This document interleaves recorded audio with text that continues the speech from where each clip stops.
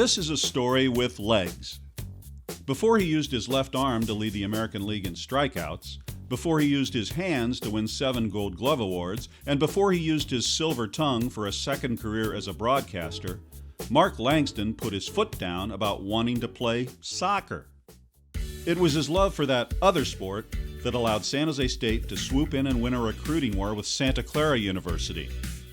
Even before Spartan soccer coach Julie Menendez was consulted, baseball coach Gene Menges made a last-ditch offer for the pitcher from Buxer High. I said, well, if we let you play soccer, would you be interested? He goes, absolutely. Got in my car, drove to a gas station where there was a phone booth, called Coach Menges up and said, can I tell him that we'll let him play soccer? We might be able to get him. He says, yes. I go, should we check with Coach Menendez? He says, don't worry about that, just tell him yes. Langston wound up playing only 1 season of soccer at San Jose State, but he left an indelible legacy on the baseball diamond. By the time he finished his San Jose State career, he'd averaged nearly a strikeout per inning. The Seattle Mariners saw enough to make him the 35th overall pick in the 1981 draft, and he paid off immediately for a Seattle franchise that was desperate for star power. Nasty curveball, exploding fastball, and he had the prettiest windup you ever seen with the high leg kick looking like Juan Marichal from the left side. You knew he was going to do big things. Langston burst into the majors in 1984, winning 17 games while leading the American League in strikeouts. Along the way, he caught the attention of a New York Yankees left-hander who also had Silicon Valley roots. Mark was a high fastball, over-the-top curveball guy. It'd be like Zito with 95, 96, and again, big stuff, big legs, strong, great athletic guy. I mean, you could tell right away. Langston led the league in strikeouts again in 1986 and 1987. And struck him out again on that same curveball that got him the first time. He also won the first of his 7 Gold Gloves for fielding excellence.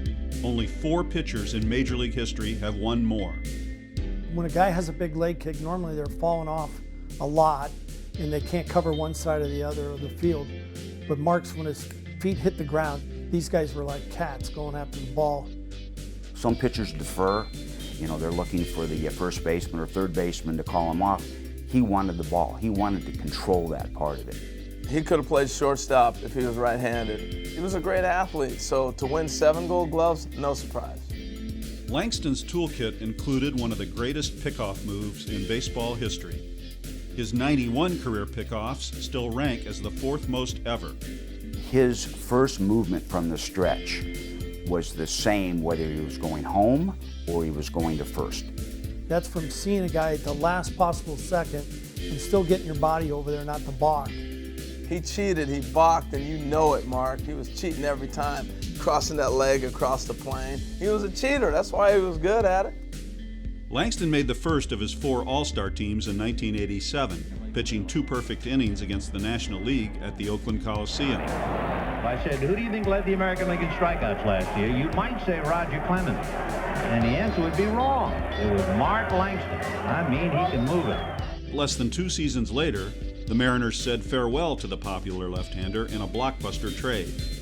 In May of 1989, they shipped him to the Montreal Expos in return for a trio of pitchers that included a wild-armed, unproven left-hander named Randy Johnson. What are they doing? They gave up Langley? Are you kidding me? Who's this tall rascal they got coming in here? We knew we'd get back some big quality arms for Mark Langston, because Mark at that time, in my mind, was the best pitcher in the American League.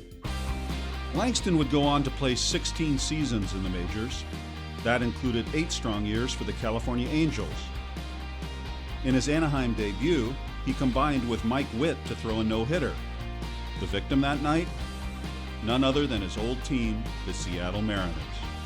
Of all the people that no-hit us, it was Mark Langston. Now, I just remember that night. It was Mark Langston. And I had to see him all winter and be reminded of that. Langston finished his career with 179 victories and 2,464 strikeouts before retiring in 1999.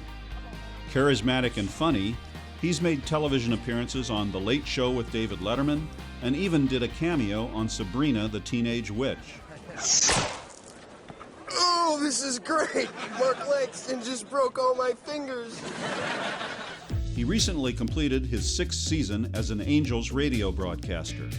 On the air, as on the field, Langston is totally prepared and doesn't miss a thing. Along the way, he's never forgotten San Jose State or how a certain coaching staff gave the wannabe soccer player a kickstart to his career. We had an alumni game that he came to while he was still playing. And after the game, I was dragging the field, and he said, "Hey, Sam, I got something for you." And I stopped, and he came over and gave me this very generous check, for the baseball program. As Mark Langston enters the San Jose Sports Hall of Fame, he can reflect on that electrifying left arm, those magnetic hands, those cat-like legs, and now a plaque that will hang in this building forever. For future South Bay athletes seeking inspiration, that's one heck of a goal.